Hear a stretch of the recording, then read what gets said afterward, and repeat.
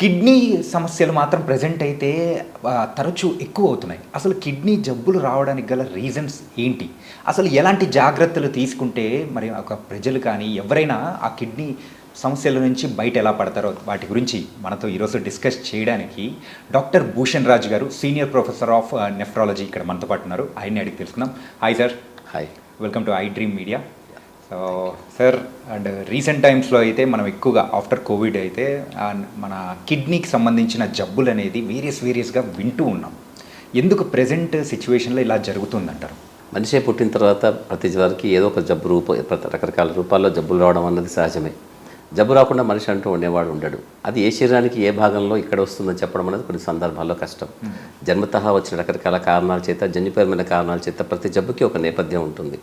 ఆ నేపథ్యం రకరకాలుగా మనకున్నటువంటి అలవాట్ల రీత్యా, చుట్టూ ఉన్న వాతావరణ భౌగోళిక పరిస్థితుల రీత్యా మారుతూ ఉంటాయి.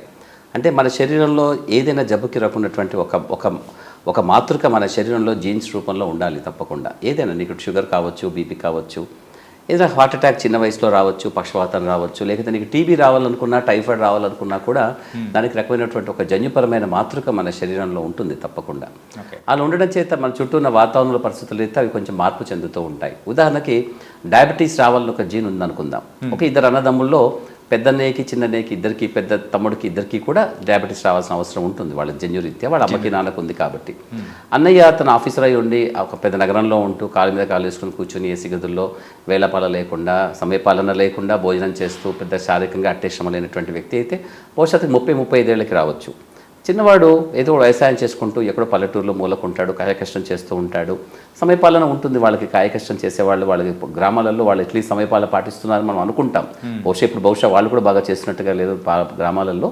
ఇక టీవీలు, ఇంటర్నెట్లో వచ్చేసిన తర్వాత వాళ్ళ ఆరోగ్యాలు సైతం పాడైపోతున్నాయి. అలా కాకుండా ఇలా చూస్తే బహుశా అతను కూడా రావచ్చు కాక, జీన్స్ ఉన్నాయి కాకపోతే 45-50 ఏళ్ళకి వస్తుంది. అంటే కొంచెం మన శరీరంలో జన్యుపరమైన మార్పులు మన అందరికీ, ప్రతి జబ్బు కూడా ఒక నేపథ్యం ఉండాలి.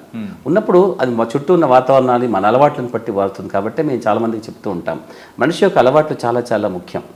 అలా అని చెప్పి అంతే అలవాట్లే ఉన్నాయా అంటే నువ్వు చెప్పవచ్చు కాక. మా ఇంటి పక్కన ఒక అబ్బాయి ఉన్నాడు, 25 ఏళ్ళు, వాడికి 2 కిడ్నీలు కూడా ఫెయిల్ అయ్యాయి. పాపం వాడు చాలా మంచివాడు, ఆల్కహాల్ లేదు, స్మోకింగ్ లేదు, బక్కగా ఉంటాడు. పాపం వాడు ఏం లేదు, చదువుకుంటూ అలా ఉన్నాడు. చదువుకుంటూ ఎగ్జామ్ రాస్తూ ఒకసారి కళ్ళు కింద పడిపోతే ఏంటా అని చూస్తే వాడికి 240 బీపీ ఉంది. ఆ బీపీ ఎందుకు వచ్చిందని ప్రశ్నలు చేస్తే 2 కిడ్నీలు ఫెయిల్ అయ్యాయని చెప్పారు. మరి వాడికి ఏం లేదు కదా అని అంటే, వాడికి జన్యుపరమైన నేపథ్యం అనగానే కేవలం మనకి వాళ్ళ అమ్మ నాన్నకు ఉండాలి, వాళ్ళ తాతయ్యకు ఉండాలి, వాళ్ళ బాబాయ్కి ఉండాలి, పిన్నికి ఉండాలి, వాళ్ళ పిల్లలకు ఉండాలి, అలా అని కాదు. వాళ్ళ శరీరంలో మాత్రమే ప్రతిఫలించే ఒక రకమైనటువంటి జన్యు మార్పులు ప్రతి మందికి కూడా పుట్టుతున్నప్పుడు జరుగుతూ ఉంటాయి. అందుకే మనం అమ్మా నాన్నల్ని యథాతథంగా అచ్చుగుద్దినట్టుగా ఉండము. మనకంటూ ఒక ప్రత్యేకతైనటువంటి ఒక విశిష్టత ఉంటుంది, శారీరకంగా కానీ, మానసికంగా కానీ, ప్రవర్తనలో కానీ. అందువల్ల అది మన ప్రవర్తన ఏ విధంగా చుట్టూ ఉన్న వాటిని బట్టి మారుతూ ఉంటుందో, మన జన్యుపరమైన అవకాశాలు కూడా మారుతూ ఉంటాయి అవన్నీ కూడా. సో కాబట్టి అప్పటిదాకా నిద్రాణంగా ఉన్నటువంటి కొన్ని జన్యువులు మన అలవాటు చెడ్డగా ఉంటూ బయటపడే అవకాశం ఉంటుంది. ఉదాహరణకి క్యాన్సర్ ఉందనుకుందాం. క్యాన్సర్ ఉన్న వాళ్ళకి 80-90 ఏళ్ళు వాళ్ళు స్మోక్ చేస్తూ ఉంటారు. వాళ్ళు పెద్దగా అట్టే ఏమైనా జబ్బులు ఉండవు, వాళ్ళు బాగానే తాగి ఉంటారు కదా. అలాగే ఒక 5-6 ఏళ్ళుగా తాగిన వాడికి వెంటనే నోట్లోనో క్యాన్సర్ వస్తూ ఉంటుంది. ఎందుకు వచ్చింది అని అంటే వాడికి ఆ జీన్ వాడు నిశ్శబ్దంగా నిద్రాణంగా ఉన్నది వాడుకున్నటువంటి స్మోకింగ్ అనే అలవాటు ద్వారా బయటపడుతుంది. సో కిడ్నీ జబ్బులో కూడా ఇటువంటి నేపథ్యం చాలా వరకు ఉంటుంది. మనిషి యొక్క ఆరోగ్యం ఉన్నది మన గర్భస్థ శిశువుగా ఉన్నప్పుడు, గర్భంలో ఉన్నప్పుడు మనం ఏ విధంగా ఉన్నామో దాన్ని బట్టి ఉంటుంది. అయితే మన శరీరంలో చాలా వరకు ఒక రకమైనటువంటి ఒక బరువుని మనం కలిగి ఉండాలి పుట్టినప్పుడు అందరం కూడా. సుమారు 7.5 నుంచి 3.5 కిలోల దాకా అనుకుందాం. దాదాపుగా యావరేజ్ మనం 3 కిలోల దాకా మన అందరం పుట్టినప్పుడు బాగా ఉంటే మన ఆరోగ్యం అనుకుందాం. 2.5 కిలోల కంటే తక్కువగా ఉన్నటువంటి వాళ్ళు కడుపులో గర్భస్థ శిశువుగా ఉన్నప్పుడు తల్లి యొక్క ఆహారంలో కానీ, తను తీసుకున్న మందుల వల్ల కానీ, తన చుట్టూ ఉన్న వాతావరణ నేపథ్యంలో కానీ, భౌగోళిక పరిస్థితుల రీత్యా కానీ, తనకి ఏదైనా ఇన్ఫెక్షన్స్ వచ్చినా, తను ఏదైనా మందులు తీసుకోవాల్సి వచ్చినా పొరపాటున అది శరీరంలో ఉన్నటువంటి అనేక వ్యవస్థలని ప్రభావితం చేస్తుంది. అందులో ఒకటి కిడ్నీ కూడా. దాదాపుగా కిడ్నీ చాలా నిశ్శబ్దంగా చాలా వారాల తరబడి నెమ్మదిగా తయారవుతూ ఉంటుంది. కాబట్టి ఇది చాలా ఎక్కువ సమయం తీసుకుంటుంది కిడ్నీ తయారవ్వడానికి. ఈ క్రమేణా రకరకాల అంశాలు ప్రభావితం చేస్తాయి. చాలా అంటే ప్రెగ్నెంట్ అయిన కొన్ని రోజులకి తనకి ఇన్ఫెక్షన్ వచ్చింది అనుకుందాం, మొదటి 6 వారాల్లోనో 8 వారాల్లోనో, అది కూడా ప్రభావితం చేస్తుంది. ఆ సమయంలోనే శరీరంలో మిగతా అవయవాలు ఏదైతే ఉంటాయో అవయవాలు కూడా ప్రభావితం అవుతాయి. ఉదాహరణకి గుండె కూడా దాదాపుగా గుండెలో ఉన్నట్టు మధ్యస్థంగా ఉన్నటువంటి ఒక గది గోడ ఒక గోడ అదే సమయంలో కిడ్నీ తయారవుతున్న సమయంలో అక్కడ కూడా చిన్న చిన్న రంధ్రాలు అవి కనపడుతుంటాయి. పుట్టినప్పుడు చిన్నపిల్లవాడు పుట్టగానే వాడు గుండెలో రంధ్రం ఉందని చెప్తూ ఉంటారు కదా, అటువంటి సందర్భంలో వాడు కిడ్నీ యొక్క ఆకారంలో పనితీరులో తేడా వచ్చే పద్ధతులు కూడా ఉంటాయి. సో కాబట్టి కేవలం జబ్బు అనేది ఒకటిగా ఉండదు, జబ్బుకి అనేక తోడైన జబ్బులు కూడా ఉంటాయి, వాటిని కూడా మనం చూసుకోవాలి. కాబట్టి ఇక్కడ గర్భస్థ శిశువుగా ఉన్నప్పుడు వచ్చే రకరకాల జబ్బులు తర్వాత మనం పెరిగిన తర్వాత రకరకాల రూపాల్లో బయటపడుతూ ఉంటాయి. ప్రపంచం మొత్తంలో ఇప్పుడు నువ్వు అడిగినట్టుగా ఏదైనా ఒక జబ్బు ప్రధానంగా వస్తుంది, కిడ్నీ ప్రభావితం చేసి పాడు చేస్తుంది అనుకుంటే మన భారతదేశంలో ఎక్కువగా వయసు రీత్యా మనం చూసుకుంటే వాటిని డివైడ్ చేసుకుందాం. ఒక వయసు రీత్యా ఒక 20 ఏళ్ళ 25 ఏళ్ళ లోపల కొంతమందికి, 50 లోపల, తర్వాత 50 దాటిన తర్వాత, లేదా శతాధిక వృద్ధులుగా ఒక 70 80 ఉన్న వాళ్ళకి అలా మనం మార్చుకుంటే రకరకాల కారణాలు ఉంటాయి. పసిపిల్లల్లో చూస్తే ఇప్పుడు నేను చెప్పినట్టుగా పుట్టుకతో శారీరకంగా వాళ్ళ శరీరం బలంగా లేకపోయినా గర్భస్థ శిశువుగా ఉన్నప్పుడు వాళ్ళ శరీరంలో ఏదైనటువంటి అవకరాలు వచ్చే కార్యక్రమం వాళ్ళ తల్లి ద్వారా కానీ రకరకాల కారణాల చేత కానీ కొన్ని జన్యుపరమైన కారణాలు కూడా అప్పటికప్పటికే వచ్చేస్తాయి.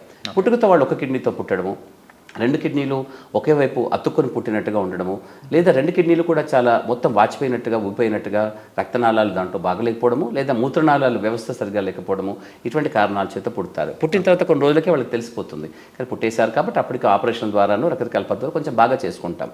కానీ అలా చేసుకున్న పూర్తిగా సంపూర్ణంగా బాగవడం కొన్ని సందర్భాల్లో జరగక కాలక్రమేణా నెమ్మదిగా కిడ్నీ ఫలితాన్ని తగ్గి వాళ్ళ కిడ్నీ పాడైపోయే అవకాశం ఉంటుంది. కాబట్టి శారీరకంగా ఉన్న అవకరాలతో పుట్టినటువంటి పిల్లల్లో ఏ కారణం చేతనైనా కూడా వాళ్ళకి కిడ్నీలు పాడయ్యే అవకాశం చాలా చిన్న వయసులో వస్తుంది. అలా కాకుండా పసిపిల్లలకి జన్యుపరమైన కారణాల చేత నెఫ్రోటిక్ సిండ్రోమ్ లాంటి జబ్బులు వస్తాయి. నెఫ్రోటిక్ సిండ్రోమ్ అనేది చాలామందికి తెలిసినటువంటి పదమే. నెఫ్రోటిక్ సిండ్రోమ్ చిన్నపిల్లల్లో మూత్రంలో ప్రోటీన్ అనే పదార్థం చాలా పోతూ కాలక్రమేణా ఎటువంటి మందులకి లొంగకుండా నెమ్మదిగా కిడ్నీ పాడైపోతూ ఉంటుంది చాలా రోజుల తర్వాత. నెఫ్రోటిక్ సిండ్రోమ్ మన పిల్లలకి మన కిడ్నీ బయాప్సీ ద్వారా జెనెటిక్ పరీక్షలు చేసుకోవడం ద్వారా వాళ్ళ జబ్బు నిర్ధారించి దానికి మందులు ఎటువంటి పెట్టాలి అని చెప్తూ ఉంటాం. ఇందులో 5 లేదా ఒక 10% మంది పిల్లలకి సంపూర్ణంగా బాగయ్యే అవకాశం ఉంటుంది, ఒక 10% దాకా. అందులో ఒక 60-70% మంది పిల్లలకి రకరకాలుగా మందులు వేసుకుంటూ తీసేస్తూ కొన్ని సంవత్సరాల తర్వాత నెమ్మదిగా అది పోయే అవకాశం ఉంటుంది. కానీ ఈలోగా వాళ్ళు చాలా కష్టపడతారు, అమ్మా నాన్నలు చాలా బాధపడతారు, పిల్లలు కూడా కష్టపడతారు శారీరకంగా మానసికంగా. చిన్న పిల్లలు కదా పాపం, వాళ్ళకి చిన్న జబ్బులు ఇది వచ్చిన అమ్మా నాన్న కూడా చాలా బాధలో ఉంటారు వాళ్ళంతా కూడా. అలాగే కొంతమంది ఒక 10% మంది మాత్రం ఎటువంటి మందులకు లొంగకుండా చాలా త్వరితగతిన తీవ్రంగా అయిపోయిన జబ్బుతో వాళ్ళ కిడ్నీ పూర్తిగా పాడు చేసుకునే అవకాశం ఉంటారు. కిడ్నీ ఫెయిల్ అవుతున్న చిన్న పిల్లల్లో వీళ్ళు సుమారుగా ఒక 25-30% ఈ పిల్లలు ఉంటారు. శారీరక అవకరాలతో పుట్టినటువంటి వాళ్ళలో ఒక 25-30% ఉంటే ఒక 25-30% ఈ పిల్లలు ఉంటారు. అలా కాకుండా అకారణంగా ఎటువంటి కారణం లేకుండా కూడా కిడ్నీలు పాడేవాళ్ళు వాళ్ళు ఇంకొక 30-35% దాకా ఉంటారు. వెలిసి 100% దాదాపుగా వీళ్ళలోనే ఉంటారు చిన్నపిల్లల్లో. అలాగే మధ్య వయసులో ఉన్నటువంటి వాళ్ళు, యువకుల దగ్గర నుంచి మధ్య వయసులో ఉన్నటువంటి వాళ్ళలో దాదాపుగా మనకి జన్యుపరమైన కారణాల చేత వచ్చే గ్లోమరులర్ డిసీజెస్లో ఎక్కువగా వస్తూ ఉంటాయి. అందులో మూత్రంలో ప్రోటీన్ పోవడము. ఇప్పుడు నేను ఉదాహరణ చెప్పినట్టుగా నీకు ఇంట్రడక్షన్లో యంగ్ పిల్లవాడు చక్కగా పనిచేసుకుంటున్నాడు, తింటున్నాడు, తిరుగుతున్నాడు, అన్నీ బాగానే ఉన్నాయి. వాడికి సడన్గా ఒకసారి కళ్ళు తిరిగాయి, లేదా కళ్ళు బ్లర్డ్గా కనపడుతూ ఉన్నాయి, ఏదో హెడేక్లా వస్తుంది, అడపదడప ఏందో వచ్చిందని చెప్పేసి డాక్టర్కి వెళ్ళి చూస్తే బీపీ చూస్తే ఒకసారిగా 220/140. అదే 220 అంటే నేను చాలా బాగున్నాను కదా, నేను యువకుడిని, నాకు బీపీ ఉండడం కనీసం ప్రేమలో పడి విఫలం కూడా కాలేదు, నాకెందుకు బీపీ పెరుగుతుంది అనుకునే ఆనందంలో వాడు వెళ్ళి మళ్ళీ చెక్ చేసుకోవడం మర్చిపోతాడు, లేదా ఆ బాధతో భయంతో చెక్ చేసుకుంటాడు, ఆ బీపీ అలాగే పెరుగుతూ ఉంటుంది. ఈ క్రమంలో పరీక్షలన్నీ చేయగా వాడి 2 కిడ్నీలు చాలా చిన్నగా అయిపోయినట్టు పాడినట్టుగా తెలుస్తూ ఉంటుంది. కొంతమందికి కిడ్నీ సైజ్ బాగుంటే మేము కిడ్నీ బయాప్సీ చేసి ఐజీఏ నెఫ్రోపతి, FSGS లాంటి రకరకాల జబ్బులు మేము చెప్తూ ఉంటాం. వీటన్నిటి కూడా ఒక జన్యుపరమైన నేపథ్యం ఉంటుంది వాళ్ళలో. కొన్ని సందర్భాల్లో మనకు చెప్పడం చాలా కష్టం. ఇప్పుడిప్పుడే కొత్తగా ఈ 4-5 ఏళ్లలో 3-4 ఏళ్లలో రకరకాల పద్ధతుల ద్వారా మనకు తెలుసుకుంటుంది వాళ్ళ రకరకాల జన్యువులు ఏ విధంగా ప్రభావితం చేసి కిడ్నీలు చాలా మంచి వయసులో అంటే 20, 25, 30 ఏళ్లలో ఉన్న పిల్లలు ఎంత ఆరోగ్యంగా అనిపిస్తారు మనకి, ఎంత ఆనందంగా తిరుగుతూ ఉంటారు. వాళ్ళకి అంత అట్టే కష్టాలు ఇంకా మొదలవు జీవితంలో. అప్పుడు ఇంత పెద్ద ఆరోగ్య సమస్య ఉన్న పళంగా వాళ్ళు ఎత్తుపడేసరికి వాళ్ళు చాలా భయపడిపోతారు. అమ్మ నాన్నలకు చాలా దుఃఖం, ఖేదం కలుగుతుంది. మీ అబ్బాయి 2 కిడ్నీలు పాడయ్యాయి అని చెప్తే ఇంతకుముందు నేను చెప్పినట్టుగా వాళ్ళకి ఎంత కష్టం అవుతుంది. వాళ్ళకి చిన్న పిల్లవాడిని ఈ 2 కిడ్నీలు ఫెయిల్ అయ్యాయి, నువ్వు డయాలసిస్ చేసుకోవాలి, కిడ్నీ మార్చుకోవాలని అంటే వాళ్ళకు వాళ్ళ జీవితంలో ఒక పెద్ద శరాఘాతం, వాళ్ళకి ఎంత కష్టం అనిపిస్తుంది వాళ్ళకి. సో అలాంటి వాళ్ళు అలాగా కొన్ని వీళ్ళలో కొంతమందికి స్మోకింగ్, ఆల్కహాలిజము, స్థూలకాయంతో ఉండడం కొన్ని ప్రభావం, ఒబేసిటీ కూడా. ఓకే. ఇప్పుడు మన భారతదేశంలో ఒబిసిటీ మనం 15-18 ఏళ్ల పిల్లల నుంచే చూస్తున్నాం. అసలు 15 ఏళ్ళ చిన్న పిల్లల్లోనే స్కూల్లోనే ఉంటున్నారు. స్కూల్లో వెళ్ళే పిల్లల్లో దాదాపుగా ప్రతి 4వ అబ్బాయి లేదా అమ్మాయి ఒబీస్గా ఉంటున్నారు. ఇప్పుడు మిగతా వాళ్ళు తర్వాత ఒబీస్ అవుతున్నారు, అంతే, ఇంకోటి ఏం లేదు. అందుకే వెరసి నలుగురిలో ఒక్కరు మాత్రమే సాధారణంగా మనం అనుకున్నటువంటి ఒక మంచి బరువుతో ఉన్నారని అనుకుంటున్నాం. దాదాపుగా నలుగురిలో ముగ్గురు ఇప్పుడు కానీ ఆ తర్వాత కానీ ఒబీస్ అయిపోతున్నారు. దాదాపుగా 20-22 ఏళ్ల వయసులో ఉన్న పిల్లల్లో దాదాపుగా నడుము చుట్టుకొలత బాగా పెరగడము, చాలా లావుగా ఉండడం వల్ల చూస్తున్నాం. బహుశా ఆహారంలో ఉన్నటువంటిది. ఒకప్పుడు పిల్లలు 4 ఎదురు ఉండేవాళ్ళు, వాళ్ళందరికీ అమ్మ నాన్నలు కొంచెం తూచినట్టుగా కొలిచినట్టుగా కొద్దిగా పెట్టేవాళ్ళు, వాళ్ళు కొంచెంగా తినేవాళ్ళు, అందరూ డివైడ్ చేసుకొని తింటే కొంచెమే మిగులుతుంది. ఇప్పుడు అలా లేదు. ఒకరు లేదా ఇద్దరు పిల్లలు, వాళ్ళ అమ్మ నాన్నల సంపాదన అంతా ప్రేమంతా కూడా ఆహారం రూపంలో చెప్తున్నారు పిల్లలకి. సో కూర్చోబెట్టి తింటున్నారు. అలాగే శారీరక శ్రమ బాగా తగ్గిపోయింది పిల్లల్లో. స్కూల్కి వెళ్ళే పిల్లలు కూడా ఆటలాడే వాళ్ళు చాలా తక్కువ. అందరూ సిటీ బస్సులో వెళ్తారు, స్కూల్ బస్సులో వెళ్తారు. కాబట్టి వాళ్ళకి అట్టిగా శారీరకంగా శ్రమ కూడా లేదు. స్కూల్కి నడుచుకుంటూ వెళ్ళి వెనుకొచ్చే ఒకనొక జనరేషన్ ఇప్పుడు అలా కనిపించడం లేదు అందరికీ కూడా. సో శారీరక శ్రమ పెద్దగా లేకపోవడం పిల్లలకి, అలాగే ఆహార అలవాట్లో అధికంగా శక్తిదాయకమైనటువంటి హై కెలరీ డైట్ బాగా తీసుకుంటున్నారు పిల్లల్లో. అందువల్ల పిల్లలు చాలా ఒబీస్ అవుతున్నారు. కాబట్టి వాళ్ళలో సైతం మేము డయాబెటీస్ చూస్తున్నాము. 15-18-25 లోపల డయాబెటీస్ ఉన్నటువంటి వాళ్ళు నాకు అనేకంగా ఉన్నారు పిల్లలు. నాకు చాలా ఆశ్చర్యం అవుతోంది. బహుశా 30 ఏళ్ల క్రితం మేము పేషెంట్స్ చూస్తున్నప్పుడు అలాంటి సందర్భం లేదు. ఇప్పుడు చాలామంది పిల్లలు వస్తున్నారు. చాలామంది వాళ్ళు టైప్ 2 డయాబెటీస్ అంటూ పెద్దవాళ్ళకి వచ్చే డయాబెటీస్, అది అంటే 45-50 ఏళ్ళు దాటిన తర్వాత వచ్చే డయాబెటీస్, అది మేము పిల్లల్లోనే చూస్తున్నాము. 15-18, 24, 25, 30, 32లో చూసిస్తున్నాం. ఇలాంటి వాళ్ళందరికీ చాలా తొందరగా డయాబెటీస్ వచ్చినప్పుడు వాళ్ళ కిడ్నీలు చాలా తొందరగా పాడయ్యే అవకాశం ఉంటుంది డయాబెటీస్ రీత్యా. వాళ్ళు ఇంకోటి ఏంటంటే వాళ్ళు అట్టే అవగాహన పెంచుకోరు వాళ్ళు.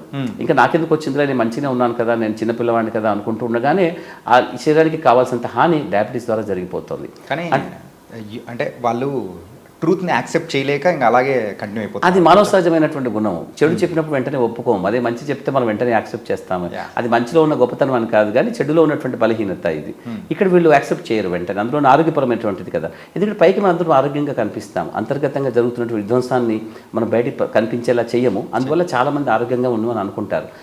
చిన్నపిల్లవాడికి కిడ్నీ బాగోలేదు, కిడ్నీ ఫెయిల్ అయిందని చెప్తే ఒప్పుకోవడం అనేది చాలా వరకు జరగదు. అందుకే ప్రతి పేషెంట్ కూడా కనీసం 7 లేదా 8 మంది డాక్టర్లను చూస్తాడు అని యావరేజ్. నేను కూడా చూస్తూ ఉంటాను. నేను ఎన్నో డాక్టర్ని అడుగుతూ ఉంటాను చాలామందిని. చాలామంది అలా తిరిగి వస్తారు. వాళ్ళు నాతో కూడా ఏముండరు, ఇంకో డాక్టర్ దగ్గరికి పోతారు. అందరూ ఈ డాక్టర్ చెప్తాడా అంటారు, కానీ అందరూ దాదాపుగా స్థూలంగా ఒకే విధంగా చెప్తారు.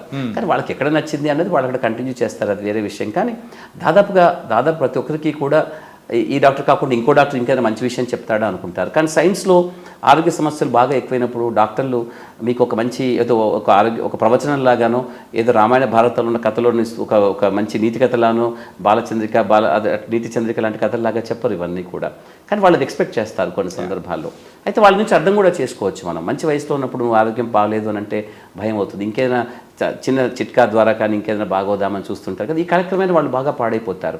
అందుకే యువకులు ఎవరైతే యంగ్ పిల్లలు మా దగ్గరకు వస్తున్నారో వాళ్ళు దాదాపుగా శారీరకంగా బాగా పాడైపోయిన వాళ్ళు అయి వస్తున్నారు ఈ మధ్య. ఎందుకంటే వాళ్ళు కాలాన్ని వృధా చేసుకుంటున్నారు. అనేక కాలయాపన చేసిన తర్వాత నెమ్మదిగా వచ్చి అప్పుడు మేము ఒప్పుకున్న దానికి ఇప్పుడు బాగా పాడైపోయామనో, లేదా కష్టంలో ఉన్నామనో, లేకపోతే అన్కాన్షియస్ అయిపోయి అపస్మారక స్థితిలో వస్తే మాకు తప్పదు కాబట్టి కుటుంబ సభ్యులు మమ్మల్ని దండం పెట్టి ప్లీజ్ చేసేయండి, ఏదో విధంగా చూసేయండి, మేము చాలా సమయం. అప్పటికి వాళ్ళు పశ్చాత్తాపడ్డా కూడా పశ్చాత్తాపంతో సమాజంలో ఏమైనా గుర్తింపు ఉంటుందేమో, కానీ ఇక్కడ మాత్రం గుర్తింపు ఉండదు. శారీరకంగా పాడైపోయి ఉంటారు. సో అందువల్లనే కిడ్నీ జబ్బులకి చాలా చెడ్డపేరు రావడానికి ఇది ఒక ప్రధాన కారణం. అంటే కిడ్నీ జబ్బులు చాలా సులభంగా ఉంటుంది, గుర్తించడం చాలా సులభము, చాలా ఆలస్యమైనప్పటికీ కూడా. అలాగే చికిత్స చాలా సులభంగా ఉంటుంది. ఇప్పుడు ఒకనొక కాలంలో చాలా ఖర్చుతో కూడుకున్నది అనుకున్నా ఇప్పుడు అంతగా ఉండటం లేదు, కానీ తీసుకోవడం చాలా ఆలస్యంగా జరుగుతుంది. కాబట్టి చాలామంది చనిపోతున్నారు. యువకుల్లో చాలా కారణాలు మనం వెతకడం అన్నది కొన్ని సందర్భాల్లో కష్టమవుతుంది, రావడం ఆలస్యం వస్తున్నారు కాబట్టి.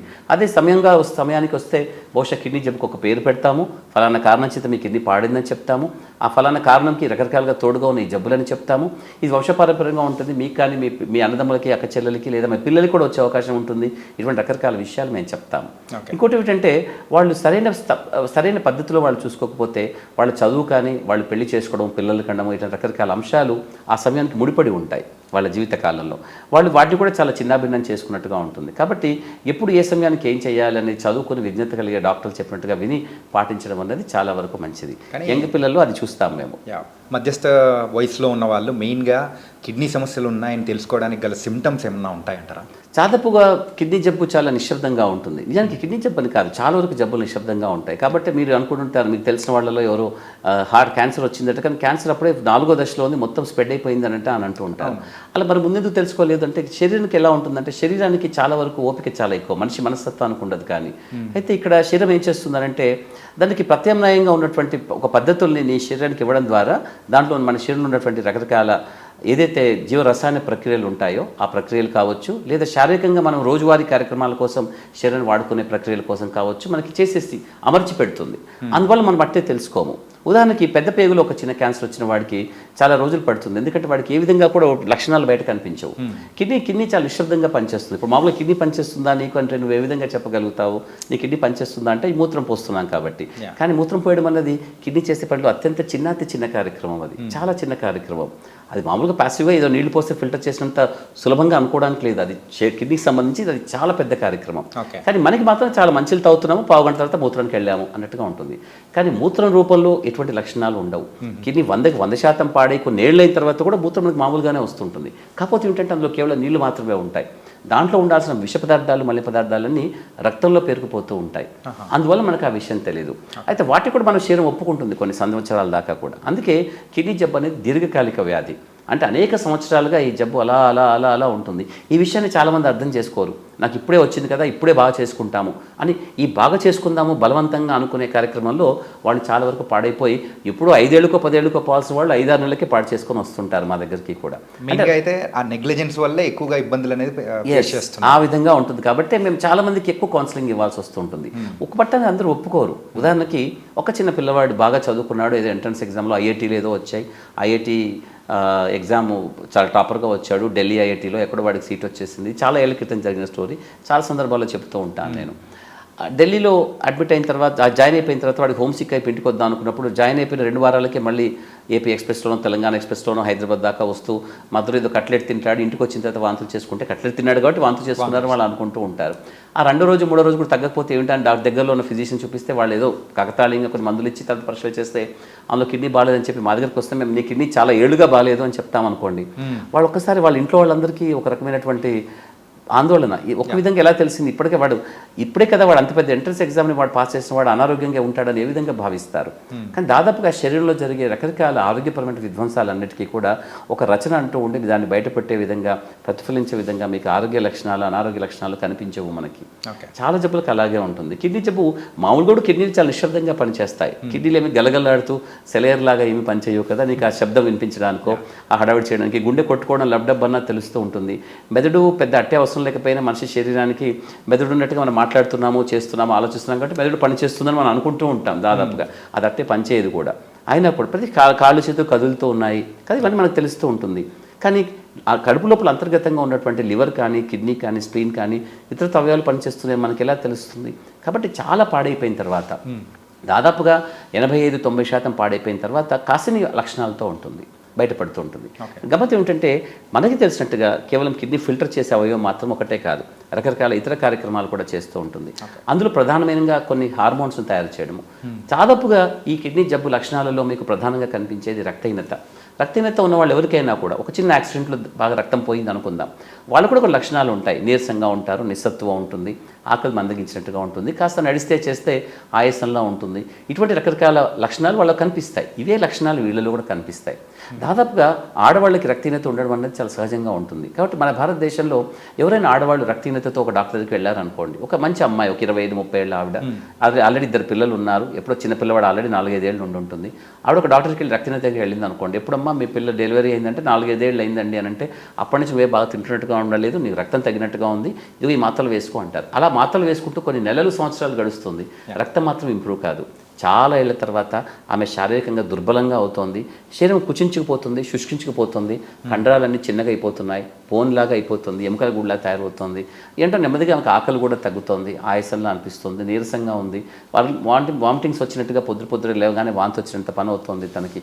ఏంటా అని తీరా చూసే పరీక్షలు వాళ్ళకి అందులో కనపడుతుంది, 2 కిడ్నీలు కూడా పాడయ్యాయి చాలా సంవత్సరాలుగా అనేసి. అలా జరుగుతూ ఉంటుంది. ఇవన్నీ కూడా లక్షణాలు రక్తహీనత సంబంధించినవి. కిడ్నీ అని చెప్పడానికి అక్కడ ఏమి ఉండదు, కానీ కిడ్నీ చాలా పరోక్షంగా రక్తహీనత ద్వారా దాని లక్షణాలు కనపడుతూ ఉంటుంది. ఇందులో ఇంకో భాగం కూడా చెప్పాను, కండరాలు శుష్కించుకుపోతున్నాయి, ఎముకల గుడిలా తయారవుతుంది, ఎముకలు కూడా చాలా మెత్తగా అయిపోయి నెమ్మదించి సరిగ్గా పనిచేయకుండా నొప్పిగా కనపడుతూ ఉంటాయి. ఎందువల్లంటే కిడ్నీలో తయారయ్యే విటమిన్ డి అనే హార్మోను మనకు తెలుసు విటమిన్ డి సూర్యరశ్మి ద్వారా వస్తుంది, కానీ సూర్యరశ్మి ద్వారా మనకు ఒక ముడి పదార్థాన్ని ప్రేరేపితం చేస్తుంది. చర్మం పైన ఉన్నటువంటి ఒక ముడి పదార్థాన్ని సూర్యరశ్మి ప్రేరేపితం చేస్తుంది. ఆ ప్రేరితమైనటువంటి ఆ పదార్థము లివర్ ద్వారా వెళ్ళి లివర్లోంచి మళ్ళీ కిడ్నీకి వెళ్ళి కిడ్నీ ద్వారా మన శరీరానికి కావాల్సినటువంటి అసలైన సిసలైన హార్మోన్ లాగా మారుతుంది. ఈ అసలైన హార్మోన్లా మారడానికి ఇంత పెద్ద కార్యక్రమం ఉంది. కానీ సూర్యరశ్మి కావడం అన్నది మనకి చాలా ముఖ్యం. కేవలం సూర్యరశ్మితో అక్కడ ఆగిపోదు కదా, కిడ్నీ లివర్ కూడా ఆరోగ్యంగా ఉండాలి. ఎప్పుడైతే కిడ్నీ బాగాలేదో విటమిన్ డి అనే అసలైన హార్మోన్ తయారు చేసుకోవడం కుదరదు. కాబట్టి అసలైన హార్మోన్ వెళ్ళి అసలైన పని చేయాలి. అది ఎక్కడ పని చేయాలి? ఎముకల్ని బలంగా, కండరాలను బలంగా దృఢంగా పెట్టగలగాలి. సో ఎప్పుడైతే ఈ హార్మోన్ తక్కువగా ఉంటుందో అప్పుడు నిజానికి ఆ రక్త బలహీనతగా అయినటువంటి ఎముకల ద్వారా వాళ్ళ శరీరం కుంటుపడిపోతుంది. అంటే శరీరం శుష్కించిపోతుంది. వాళ్ళకంతా కూడా ఎముకలు కూడా లీన్గా అయిపోయి బక్కచిక్కిపోతారు అకారణంగా. అంటే మీరు భోజనం తగ్గించారా అంటే నాకు ఆకలి తగ్గింది, కానీ ఈ మధ్య నుంచి నేను అంతకుముందు నుంచే బక్కచిక్కిపోతున్నాను అంటారు. ఇవన్నీ రకరకాలుగా భిన్నంగా ఉన్నటువంటివి. అంతేకాని చాలామంది అనుకున్నట్టుగా నా కిడ్నీలు వెనుక భాగంలో వీపులో ఉన్నాయి కాబట్టి నాకు నడుము నవ్వలేదు. నన్ను చాలామంది వాదిస్తూ ఉంటారు, నాకు నడుము ఎప్పుడు నొప్పి లేదండి అంటారు, నాకు ఎప్పుడు నడుము నొప్పి లేదండి అంటారు. నొప్పి ఉండాల్సిన అవసరం ఏమీ లేదు. ఏదో కాసింత చిన్న రాళ్లలో ఉంటే ఏదైనా రాయి అతుకుపోతే అడ్డుపడితే అప్పటికప్పుడు నొప్పి వస్తుంది, కానీ అది కిడ్నీకి సంబంధించిన లక్షణం ఏమీ కాదు అది యాక్చువల్గా. సో కాబట్టి ఆ కిడ్నీ నిశ్శబ్దంగా పాడైపోతున్నట్టు మీకు ఎటువంటి లక్షణాలు ఉండవు. చాలా పెద్దగా శారీరకంగా మొత్తంగా కనపడే పెద్ద లక్షణాలు వచ్చేసరికి మీకు తెలియాల్సిన విషయం ఏమిటంటే కిడ్నీ అప్పటికే 85-90% పైగా పాడైపోయినట్టు. కాబట్టి ప్రాథమిక దశలో దాన్ని గుర్తించడం అనేది సాధ్యం కాదు. ఓకే, కానీ కిడ్నీస్ సమస్యలు ఎక్కువగా ఆడవాళ్ళతో కంపేర్ చేసుకుంటే మగవాళ్ళలోనే ఎక్కువగా కనిపిస్తుందని అంటున్నారు. Is it true? నిజమేనా? నేను చెప్తాను. అంటే మన సామాజిక నేపథ్యం మనకు భిన్నంగా ఉంటుంది భారతదేశంలో. ఇప్పటికీ పితృస్వామ్య వ్యవస్థ కాబట్టి నేను చాలా సందర్భాల్లో అనేక మంది పేషెంట్స్కి నిన్న ఓపీలో కూడా కొందరు చెప్తున్నాను. భారతదేశంలో ఆడవాళ్ళకి వచ్చే జబ్బుల్ని తొందరగా గుర్తించడం జరగదు. అంటే సాధ్యం కాదని నేను చెప్పటం లేదు, అవకాశం లేక. దాదాపుగా మేము చూస్తున్న కాలంలో చాలామంది ఆడవాళ్ళకి మగవాళ్ళకి ఒకే రకంగా జబ్బులు ఉన్నప్పటికీ సరే మగవాళ్ళకి కొంచెం ఎక్కువగానే వస్తాయి అనుకుందాం. ఎందుకంటే బయట తిరుగుళ్ళు ఎక్కువగా ఉంటాయి, వాళ్ళకి స్మోకింగ్ అనే అలవాట్లు ఎక్కువగా ఉంటాయి, ఆల్కహాల్ ఉంటుంది, నీళ్ళంటే బయట తాగరు, ఎక్కువ బయట తిరుగుతూ ఉంటారు. కాబట్టి చీటికి మాటికి మందులు వేసుకోవడం కొంచెం మగవాళ్ళలో చాలా ఎక్కువగా ఉంటుంది. పెయిన్ కిల్లర్స్, యాంటీబయాటిక్స్ ఎక్కువ వేసుకుంటూ ఉంటాయి, ఎందుకంటే నలుగురిలో ఎక్కువ తిరుగుతారు కాబట్టి. అదొక కారణము. సో ఈ కారణాలు పక్కన పెట్టేస్తే ఆడవాళ్ళకి ప్రత్యేకంగా ప్రెగ్నెన్సీ అనబడే ఒక ప్రత్యేక కార్యక్రమం ఉంటుంది. దాదాపుగా ఈ గర్భిణీ స్త్రీలలో నిశ్శబ్దంగా కిడ్నీలో వచ్చే మార్పులు సహజంగా కూడా జరుగుతాయి. దాదాపుగా కాదు, ప్రతి గర్భిణీ స్త్రీలో కూడా ప్రెగ్నెన్సీ సమయంలో ఆ 9-10 నెలల కాలంలో తప్పనిసరిగా కిడ్నీ లోపల రకరకాల మార్పులు జరుగుతాయి. కాకపోతే అవి సహజ సిద్ధమైనటువంటివి. తాత్కాలికంగా ఒక రకమైనటువంటి ఉధృతిలోనే పెద్దగా అయినట్టు అవుతుంది. కిడ్నీ సైజ్ కూడా ఇంత ఉండాల్సింది ఇంత అవుతుంది. మూత్రం కూడా ఎక్కువ తయారవుతూ ఉంటుంది. రకరకాల కార్యక్రమాలు భిన్నంగా తయారవుతాయి, కానీ అవన్నీ కూడా డెలివరీ అవ్వగానే పూర్తిగా మంచిగా అయిపోతాయి. కాబట్టి వాళ్ళంతా ఆరోగ్యంగా ఉంటున్నారు. కానీ అన్ఫార్చునేట్లీ ఒక చిన్న గ్రూప్ ఆఫ్ పీపుల్, కొద్ది మందిలో మాత్రమే తప్పనిసరిగా ఈ మార్పులు కొంచెం చెడుగా పరిణమించి అది వాళ్ళకి తెలిసి కొన్ని సందర్భాల్లో, తెలియక అనేక సందర్భాల్లో కిడ్నీ చాలా నిశ్శబ్దంగా ఒక రకమైనటువంటి ఇంజురీకి గురవుతూ ఉంటుంది. ఆ కిడ్నీ జరిగినటువంటి ఆ దెబ్బ కాలక్రమేణా చాలా ఏళ్ల తర్వాత చిన్న కిడ్నీ రూపంలో, జబ్బు రూపంలో బయటపడుతూ ఉంటుంది. కాబట్టి నేను ఎప్పుడు చెప్తుంటా, ఇప్పుడు ఉదాహరణకి ఈ అమ్మాయికి చెప్పినట్టుగా 4-5 ఏళ్ల కొడుకున్నాడంటే ఆ రెండో ప్రెగ్నెన్సీలో ఆమెకి కిడ్నీ బాగా ఇన్సల్ట్ అయిన తర్వాత ఇప్పుడు మనం 4-5 ఏళ్ళు చూసరికి 2 కిడ్నీలు కూర్చుంచిపోతాయి. కిడ్నీ జరిగిన ఇన్సల్ట్ ఎప్పుడు జరిగింది? అవమానం కానీ ఇంజరీ కానీ అది రెండవ ప్రెగ్నెన్సీలో జరిగింది తనకి. ఇటువంటి కార్యక్రమాలు చాలా జరుగుతాయి ఆడవాళ్ళకి కూడా. ఆడవాళ్ళు నిజంగా చెప్పాలంటే సహజ సిద్ధంగానే కొంచెం ఆరోగ్యంగా ఉంటారు, శారీరకంగా కూడా చాలా బలంగా ఉంటారు. అంటే సామాజికంగా మనకు ఒప్పుకోవడానికి వీలు కాదు, మనం అట్టే ఒప్పుకోం. కానీ ఎందుకంటే వాళ్ళని దుర్బలులుగా ఒక రకమైనటువంటి ఒక లేబుల్ చేసేసింది సొసైటీ. కాబట్టి పితృస్వామ్య వ్యవస్థలో మగవాళ్ళకి ఆరోగ్యానికి వాళ్ళకు ఉన్నటువంటి మార్పులకి వాళ్ళు డాక్టర్ దగ్గరికి వెళ్ళి వాళ్ళంతా స్వచ్ఛందంగా చూపించుకునేంత అవకాశం చాలామంది ఆడవాళ్ళకి ఈ దేశంలో లేదు. అంటే మీరు చూసినటువంటి ఒక చిన్న సమాజం, నగరాల్లో ఉన్నటువంటి సమాజాన్ని పక్కన పెట్టేస్తే నిశ్శబ్దంగా పట్టణాలలో కానీ గ్రామాలలో ఉన్నటువంటి అసలైన సమాజం ఏదైతే ఉంటుందో నిజానికి అది నాగరిక సమాజమే. అటువంటి సమాజంలో ఉన్నటువంటి అనేక మంది స్త్రీలకి ఒక ఆరోగ్య సమస్య ద్వారా ఒక ఆసుపత్రికి వెళ్ళి డాక్టర్ చూపించుకోవడం అనేది జరగదు. ఇంతకుముందు నేను చెప్పినటువంటి ఒక స్త్రీ రక్తహీనత ద్వారా డాక్టర్ దగ్గరికి అనేక సంవత్సరాలుగా అనేక మంది డాక్టర్లకి వెళ్తున్న వాళ్ళందరూ కూడా ఆడవాళ్ళు కదా, నువ్వు రక్తం తక్కువగానే ఉంటుంది అని ఐరన్ మాత్రలు ఇచ్చి పంపించేయడం అంటూ రొటీన్గా జరిగింది తప్ప ఆమె జబ్బును గుర్తించడానికి కొన్ని సంవత్సరాలు పట్టింది. అది కాకుండా ఒక మగపిల్లవాడు ఉన్నాడు, ఒక 30 ఏళ్ల మగపిల్లవాడు ఉన్నాడు, ఉద్యోగం చేసుకుంటున్నాడు, ఆఫీస్లో కొంచెం మెట్లెక్కి దిగాల్సిన అవసరం ఉంటుంది. కాబట్టి ఒకే మెట్లు ఎక్కి దిగడం అనే కార్యక్రమం 2-3 ఏళ్ళుగా చేస్తున్నప్పుడు 2-3 ఏళ్ళుగా జరిగినటువంటి ఆయాసం అనేది కొద్ది కొద్దిగా జరుగుతున్నప్పుడు అతనికి అనుమానం వస్తుంది. అదేంటి నాకు ఇంతకుముందు ఇదే రెండంతస్తులు ఎక్కినప్పుడు ఆయాసం కాలేదు, ఇప్పుడు రెండంతస్తులు ఎక్కితే నాకు ఎందుకు ఆయాసం వస్తుంది అని పరీక్ష చేసుకుంటే డాక్టర్ దగ్గరికి వెళ్తాడు, పరీక్షలు చేసుకుంటారు. రక్తం తగ్గింది వచ్చింది, రక్తం ఎందుకు వచ్చింది, పరీక్ష చేస్తే కిడ్నీ బాగాలేదు. అప్పుడు కాబట్టి మేము పరీక్ష చేసే వాళ్ళలో ఎక్కువ మంది అధికులు మగవాళ్ళు ఉండడానికి కారణం ఏమిటంటే వాళ్ళ లక్షణాలకి వాళ్ళకి డాక్టర్ దగ్గరికి వెళ్ళే అవకాశం చాలా ఎక్కువగా ఉంటుంది. భారతదేశంలో మన దేశంలో ఆడవాళ్ళకి కొంచెం అటువంటి ఫెసిలిటీ చాలా వరకు ఉండదు. మీరు చూసినటువంటి కాసింత ఒక చిన్న గ్రూప్ని పట్టించుకోకండి, కానీ నగరాలు కాకుండా పట్టణాలలో గ్రామాలలో ఉన్నటువంటి అనేక మంది స్త్రీలకి ఈ రక సమస్య ఉంది. కాబట్టి మనకు ఆడవాళ్ళలో ఈ సమస్య చాలా తక్కువ ఉందని అనుకుంటూ ఉంటాం, కానీ ఆడవాళ్ళలో కిడ్నీ పాడవడానికి కారణాలు భిన్నంగా ఉంటాయి. నేను చెప్పినట్టుగా ప్రెగ్నెన్సీలో జరిగే రకరకాల కార్యక్రమాలు. ఒకప్పటిలాగా 10 మందిని 12 మందిని ఆడవాళ్ళు బాగానే డెలివరీస్ చేసుకునేవాళ్ళు. ఇప్పుడున్నటువంటి పద్ధతుల్లో అంత బాగా ఉండటం లేదు. కారణం ఏమిటంటే కొంచెం ఆలస్యంగా పెళ్లిళ్ళు కావడము, హార్మోన్ యొక్క సమతుల్యత ఏదైతే శరీరంలో సహజంగా ఉండాలో అటువంటి కొంచెం దెబ్బతినడము, అందువల్ల పిల్లలు ఇంట్రాయూటరైన్ గ్రోత్ రిటార్డేషన్ లాంటిది, అంటే పిల్లల లోపల శారీరకమైనటువంటి పెరుగుదల ఏదైతే ఉంటుందో గర్భస్థ శిశువుకి అది సరిగా ఉండకపోవడంతో పిల్లలు తక్కువ బర్త్ వెయిట్తో పుడుతున్నారు, లేదా చాలా తొందరగా పుడుతున్నారు, ప్రీటర్మ్ బేబీస్ అంటున్నాం.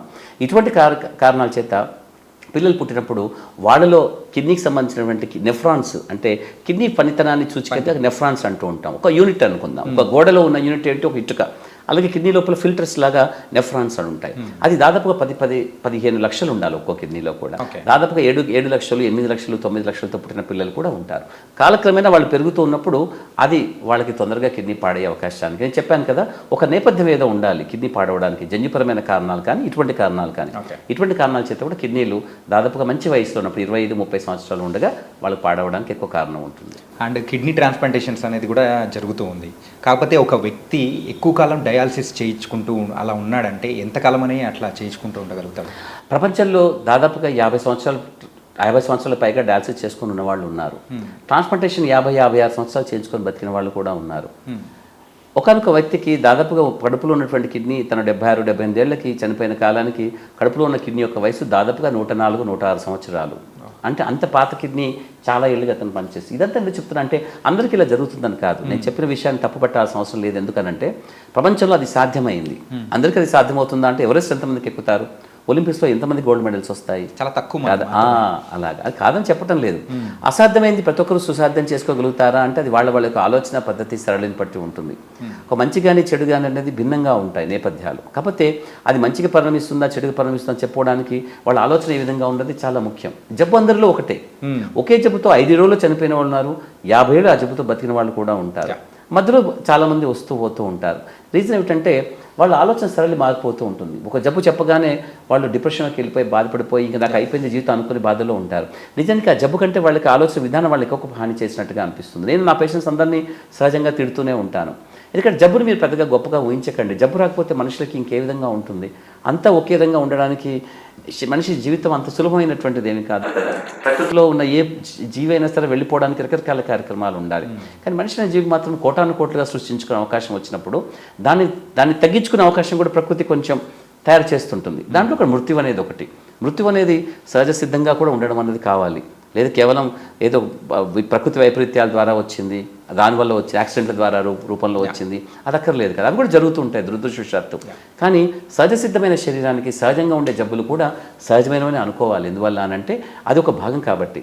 మనం పుట్టినప్పుడు పసికందు నుంచి మనం బాల్యంలోంచి యవనంలోంచి మనం ముసలితనం దాకా వెళుతున్నటువంటి పద్ధతిలో కార్యక్రమమైన శరీర మార్పులు ఎలా వస్తాయో శరీరంలో రకరకాల మార్పులకు అనుగుణంగానే శరీరం తయారు చేయబడింది. మనం వాడుకోవడం అనేది చేయాల్సిందే, వాడుకోవాల్సిందే. కానీ వాడుకోవడానికి ఒక పద్ధతి తప్పినప్పుడు లేదా అందుకే జీన్స్ అని చెప్తూ ఉంటాను నేను.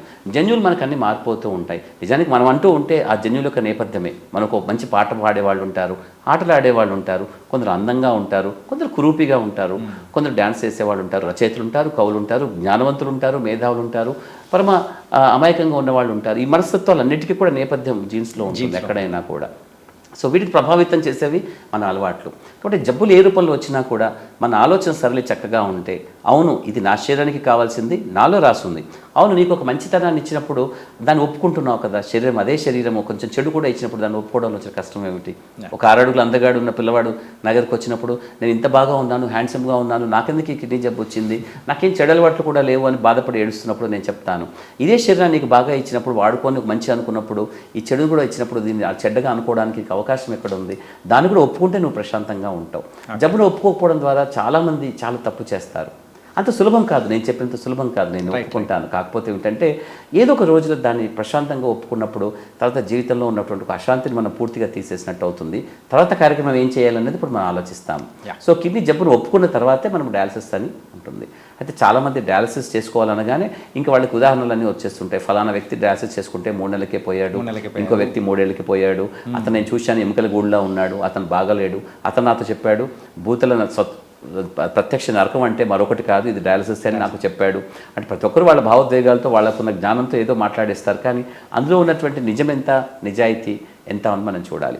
కొన్ని సందర్భాల్లో నిజాయితీ ఉండవచ్చు కాక, ఎందుకంటే పాపం వాళ్ళు కష్టాల్లో ఉన్నవాళ్ళు కాబట్టి ఒక్కొక్కరు వాళ్ళ కష్టానికి ఒక్కో రకమైనటువంటి భావోద్వేగంతో ప్రదర్శిస్తారు. కానీ నిజమంతా ఉండాల్సినంత అవసరమేమీ లేదు. ఎందుకంటే ఒకరిద్దరు అభిప్రాయాలు కాదు, కొన్ని వేలాది లక్షలాది కోట్లాది మంది యొక్క ప్రజల యొక్క వాళ్ళ స్వరూపాన్ని, స్వభావాన్ని, జబ్బు యొక్క స్వభావాన్ని తెలుసుకొని మనం చెప్తాం. కాబట్టి వాటి ఆధారంగా చెప్పేది కిడ్నీ ఫెయిల్యూర్ అన్నది ఒక రకమైనటువంటి శాపగ్రస్త జీవితానికి కారణం ఎప్పటికీ కాదు. కిడ్నీ ఫెయిల్యూర్కి చాలా చక్కటి ట్రీట్మెంట్ ఉంటుంది.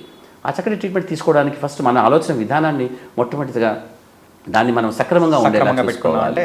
అంటే ఒక పాజిటివ్ థింకింగ్ అనుకుందాం, ఒక సకారాత్మకమైనటువంటి ఆలోచన విధానం ఉండడం అనేది ప్రతి మనిషికి చాలా ముఖ్యం.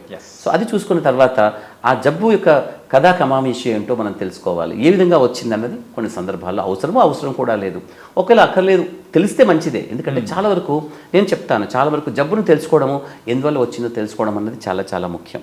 కొన్ని సందర్భాల్లో ఏ జబ్బు చేతనైతే కిడ్నీ పాడైందో ఒకవేళ కిడ్నీ ట్రాన్స్ప్లాంటేషన్ చేసుకుంటే అదే జబ్బు చేత మళ్ళీ కొత్త కిడ్నీ కూడా పాడే అవకాశం ఉంటుంది.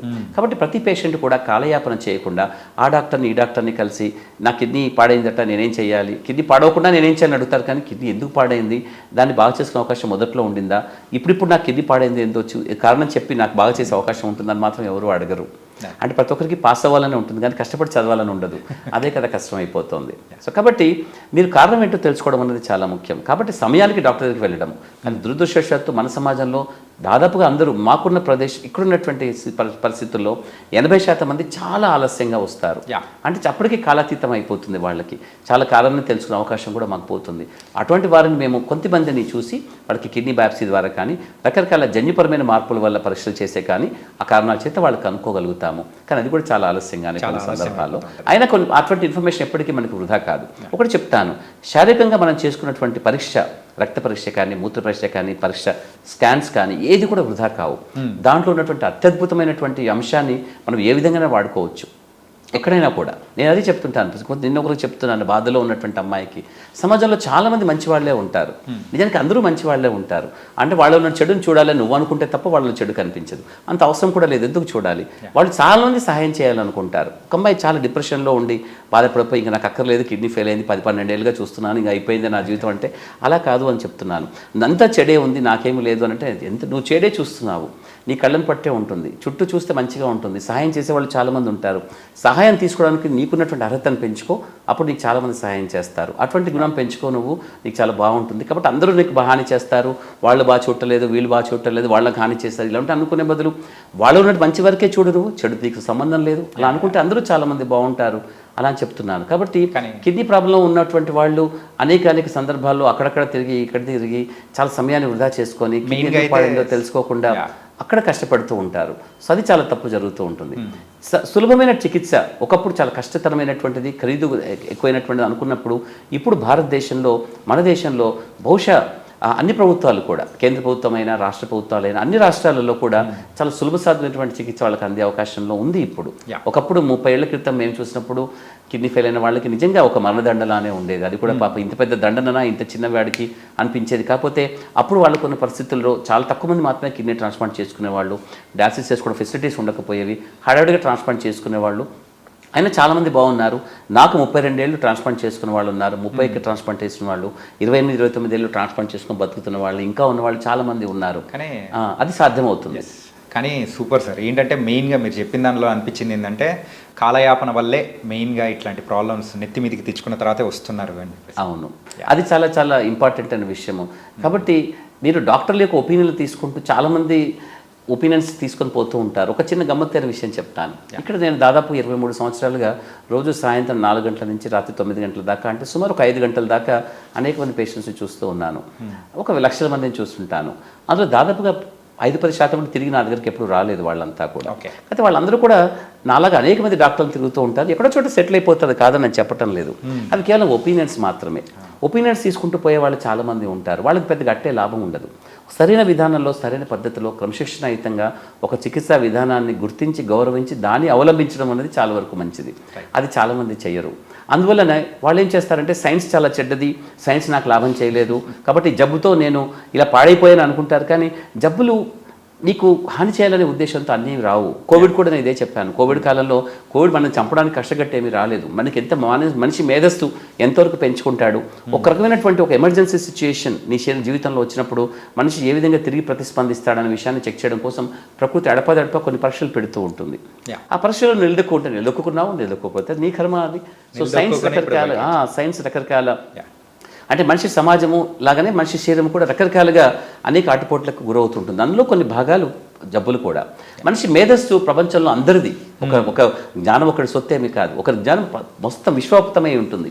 ఎక్కడో తయారు చేసి మనం వాడుకుంటాం. సెల్ ఫోన్ ఎవరో తయారు చేశారు, ఇంటర్నెట్ ఎవరో తయారు చేశారు, ఎందుకు ఒక అగ్గిపెట్టె ఎవరు కనిపెట్టారో మనకు తెలియదు కూడా. అగ్గిపుల్లతో లేకపోతే ప్రపంచ నాగరికత ఇంత పెరిగేదా? కనీసం ఒక కుండ తయారు చేసుకోవడానికి కూడా మనకి కష్టమే. ఒక పేపర్ కానీ పెన్ను కానీ చూడండి, ఇంత అద్భుతమైనటువంటి మనిషి మేధస్సు సంబంధించినటువంటి అంశాలు ఇవన్నీ కూడా. ఇవన్నీ మందులు కూడా ఎవరో కనిపెడతారు. దాని వెనుక లక్షలాది మంది డాక్టర్లు, శాస్త్రవేత్తలు, వాళ్ళ కృషి, వాళ్ళ శ్రమ, వాళ్ళ మేధస్సు ఉంటుంది. దాన్ని సరిగ్గా వాడుకోవడానికి, సరైన సమయంలో వాడుకోవడానికి మన విచక్షణ మనకి చాలా ముఖ్యం. చాలా మంది విచక్షణ ప్రదర్శించరు. ఈ మందులు నాకేదో హాని చేశాయి, మందులు నేను తీసుకోను, ఇంకేదైనా అట్టే కష్టపడకుండా చిట్కా ద్వారా ఇంకైనా బాగుంటుందా అనుకుంటూ ఉంటారు. నేను అదే చెప్తూ ఉంటాను. నేను బహుశా మీరు చదవకుండా పాస్ అవ్వడం అన్నది ఫస్ట్ క్లాస్ రావాలని కోరుకోవడం కాదు, మీరు క్లాస్ ఫస్ట్ రావాలని కోరుకుంటున్నారు. అది ఇంకా చాలా కష్టం. ఎందుకంటే తప్పు కూడా అలాగే అసలు చదవకుండా ఫస్ట్ క్లాస్ రావాలని కోరుకోవడమే తప్పు. అంటే క్లాస్ ఫస్ట్ రావాలనుకోవడం అనేది అత్యాశ, దురాశ అవుతుంది. సో మనిషి శరీరానికి అత్యాశకి మనిషి శరీరం స్పందించాల్సిన అవసరం లేదు. ప్రకృతి కాదు, సైన్స్ కూడా స్పందించదు. సో మనిషి ఒక అవసరాన్ని గుర్తిస్తుంది, అవసరాన్ని తీరుస్తుంది. ప్రకృతి అయినా, సైన్స్ అయినా, శరీర ధర్మమైనా కూడా. సో జబ్బుల్ని మనము గుర్తించి వాటిని శరీరాన్ని గౌరవించి శారీరక ధర్మాన్ని కాపాడుకుంటూ దాన్ని పాడు చేసుకోకుండా కేవలం కిడ్నీ ఒక అవయవం మాత్రమే పాడైపోయినప్పుడు కిడ్నీ మాత్రమే పాడైపోతుంది. నువ్వు అనవసరంగా కాలయాపన చేసినా దాన్ని గుర్తించకుండా శరీరం మొత్తాన్ని బాగా జాగ్రత్తగా చూసుకోకపోతే మిగతా అవయవాలు కూడా నెమ్మదిగా పాడైపోతాయి. కాబట్టి మీరు వాళ్ళు గుండె పాడై చనిపోయారని, పక్షవాతం వచ్చి చనిపోయారని, ఇన్ఫెక్షన్ వచ్చి చనిపోయారని, కాళ్ళు చేతులు ఫ్రాక్చర్లు అయి చనిపోయారనేసి, మంచాన పడి పాడైపోయాడని ఇలాంటి అక్కడికి ఎందుకు చూస్తారంటే అక్కడ పాడేది కిడ్నీ ఒక్కటే కదా. దాని ప్రత్యామ్నాయంగా డయాలసిస్ ఒకటి ఉంది, ట్రాన్స్ప్లాంటేషన్ ఉంది. అయినా వాళ్ళు ఎందుకు పాడైపోతున్నారంటే సమయాన్ని గుర్తించకపోవడము, సరైన చికిత్స వాళ్ళు సరిగ్గా తీసుకోకపోవడము, ఇంకేదైనా ప్రత్యామ్నాయ వైద్య విధానాలు రకరకాల వేలాదిగా మన దేశంలో ఉంటాయి, ప్రపంచం మొత్తంలో ఉన్నాయి, మన దేశం అని కాదు. వాటిని అవలంబించి ఇంకేదైనా తొందరగా తీసుకుందామనే ఒక కాలయాపనలో చాలామంది శారీరక ధర్మాన్ని పాడు చేసుకుంటూ ఉంటారు. కాబట్టి వాళ్ళు డయాలసిస్ చేసుకున్నా, ట్రాన్స్ప్లాంట్ చేసుకున్నా చాలా ఏళ్ళు మనలేరు. ఆ విధంగానే చాలామంది డయాలసిస్ మీద చెడు అభిప్రాయము. ట్రాన్స్ప్లాంట్ చేసుకుంటే ఇప్పటికీ చాలామంది ఉంటారు. కొంతమంది డయాలసిస్లో ఉంటారు, 20 ఏళ్ళుగా ఉంటారు డయాలసిస్లో. నువ్వు ట్రాన్స్ప్లాంటేషన్ చేసుకోవాలంటే వద్దు సార్, నేను చూశాను కొంత ట్రాన్స్ప్లాంట్ చేసుకొని చనిపోయిన వాళ్ళు ఉన్నారు, నాకు పర్వాలేదు, తప్పేమీ లేదు. ఎందుకంటే డయాలసిస్ కూడా దానికి ప్రత్యామ్నాయమే. కానీ ఏదో ఒక రోజు అవసరం అవుతుందనుకుంటే మాత్రం ట్రాన్స్ప్లాంటేషన్ అనేది ప్రపంచం మొత్తంలో ఆధునిక సమాజంలో, ఆధునిక వైద్యశాస్త్రంలో ఉన్నటువంటి అద్భుతాలలో ఒకటి తప్పకుండా ఈ ట్రాన్స్ప్లాంటేషన్. అంటే వేరే అవయవాలతో కంపేర్ చేసుకుంటే కిడ్నీ సక్సెస్ రేట్ అనేది కూడా ఎక్కువగా ఉంది, చాలా ఎక్కువ. మొదటి 1 ఇయర్లో దాదాపుగా 97-98% సక్సెస్ రేట్ ఉంటుంది. తర్వాత 5 ఏళ్లలో దాదాపు 70-75% బాగుంటుంది. అంటే 5 ఏళ్లలో ఒక 25% మంది నిజంగా కిడ్నీ కోల్పోతారు, లేదా కొంతమంది అందులో చనిపోతారు కూడా. వాటిలో కూడా చాలా వరకు మానవ సహజమైనటువంటి కొన్ని తప్పిదాలు మనకు కనిపిస్తూ ఉంటాయి. వాటి కొన్ని సందర్భాల్లో వాటిని సరిచేయలేకపోతాము. అంటే మీ ఎలా ఉంటుందంటే ప్రతి పేషెంట్ కూడా డాక్టర్ అనేవాడు వాళ్ళకి ఎటువంటి కష్టం వచ్చినా కూడా వెంటనే దానికి సమాధానం చెప్పాలి, వెంటనే దాన్ని పూర్తిగా నార్మల్ చేయాలనుకుంటూ ఉంటాడు. నార్మల్ చేయాలనే ఉద్దేశం మాకున్నప్పటికీ కూడా వాళ్ళ శారీరక ధర్మం దానికి సహకరించదు, ఆ విధంగా సహకరించదు. కాబట్టి ఆ మందులు పెద్ద గట్టిగా పనిచేయవు, ఏదో చాలా చాలా టెక్నికల్ ప్రాబ్లమ్స్ ఉంటాయి. చాలా వరకు కూడా టెక్నికల్ అండ్ ప్రాక్టికల్ ఇష్యూస్ వల్ల చాలామంది చనిపోవడం అనేది కోవిడ్ కాలంలో కాదు, నిత్యకృత్యంగా ప్రతిరోజు కూడా మేము చేస్తూ ఉంటాం. జబ్బులన్నీ మనకి ఏదో హాని చేయడం కోసం కష్టగట్టినట్టుగా మన మీద ఏదో అటాక్ చేసి వాడిని అలా అనుకుంటే నిజంగా మనిషి వేల సంవత్సరాలుగా మానవ జన్మాది కనిపించకపోయేది ప్రకృతిలో కానీ భూమి మీద కానీ. ఏ విధంగా కనపడుతోంది ఎన్ని ప్రకృతి వైపరీత్యాలు, వరదలు, తుఫాన్లు, బీభత్సలు, అతివృష్టి, అనావృష్టి. చూడు అలాగే మనిషికి రకరకాల జబ్బులు. ఒకప్పుడైతే కలరా, డిఫ్టీరియా, డిసెంట్రీ, టైఫాయిడ్ వాటితో టీబీ తర్వాత ఇప్పుడు చూడండి ఇప్పుడు నాన్ కమ్యూనికబుల్ డిసీజెస్ ఇప్పుడు అంతా కూడా అలాగే ఒబిసిటీ స్థూలకాయంతో పాటు షుగర్లు బీపీలు కిడ్నీ జబ్బులు గుండె జబ్బులు క్యాన్సర్లు ఎన్ని రకాల జబ్బులు అన్నీ వస్తున్నా కూడా మనిషి యొక్క అస్తిత్వం అనేది మాత్రం ప్రపంచంలోంచి తీసేయడం సాధ్యం కాలేదు ప్రకృతిలోంచి. ఎందువల్ల అంటే వాటన్నిటికీ మనిషి ఒక మేధస్సులో ఒక మంచి సమాధానం చెప్పగలిగే అవకాశం ఉంటుంది. అది మందుల రూపంలో చికిత్స రూపంలో శస్త్రచికిత్సలు సర్జరీ కావచ్చు, రకరకాల ఇటువంటి పద్ధతులు కావచ్చు, డయాలసిస్ లాంటి ప్రక్రియలు కావచ్చు, రకరకాలుగా జరగబడుతూనే ఉంటుంది. కాబట్టి ఏ జబ్బుకైనా మనం ఏదో అయిపోయింది జీవితం అంతా అనుకోవాల్సిన అవసరం లేదు. అది బహుశా తాత్కాలిక విరామం మాత్రమే, తర్వాత ఇంకా మంచి జరిగే అవకాశం ఉంటుంది. కాబట్టి రేపటి గురించి మంచిగా ఉండాలి, బాగుండాలి అనుకుంటే ఈరోజు మనం చాలా బాగా చేసుకోవాలి. కాబట్టి ఒక మంచి పద్ధతిని వాళ్ళు ఎన్నుకొని ఆ పద్ధతిని గౌరవించి దాన్ని అవలంబించి దాంట్లో ఒక అంతర్భాగంగా ఉండగలిగితే ఎంత పెద్ద జబ్బు ఉన్నప్పటికీ కూడా వాళ్ళకి చాలా మంచి జరుగుతుంది. Nice super sir. మొత్తానికైతే సో A to Z మాత్రం చక్కగా సూపర్గా చెప్పారు సార్. ఏంటంటే ఎటువంటి పరిస్థితిలో వచ్చారో, ఎటువంటి పరిస్థితిలో వచ్చి వాళ్ళు కరెక్ట్గా సెలెక్ట్ చేసుకున్నారంటే వీటి నుంచి ఈజీగా బయటపడచ్చు అని కూడా చాలా చక్కగా చెప్పారు. So thank you so much sir. Yes. So guys, మెయిన్గా అయితే కిడ్నీ సమస్యల్లో మెయిన్గా లేట్గా మనమైతే డిటెక్ట్ చేసుకొని అది కూడా ట్రీట్మెంట్ కోసం కూడా లేట్గా వస్తాం కాబట్టి అక్కడే ఎక్కువ ప్రమాదాలు జరుగుతుంటాయి. ముందే డిటెక్ట్ కానీ చేసుకొని మీరు కనుక ముందే ట్రీట్మెంట్ అనేది స్టార్ట్ చేశారంటే మరి అయితే ఇట్లాంటి సమస్యల నుంచి కూడా తొందరగా బయటపడచ్చు. సో ఇది వాళ్ళ ప్రోగ్రామ్. మరో ప్రోగ్రామ్తో మళ్ళీ కలుద్దాం. అంతవరకు take care. This is your Chanakya. See you.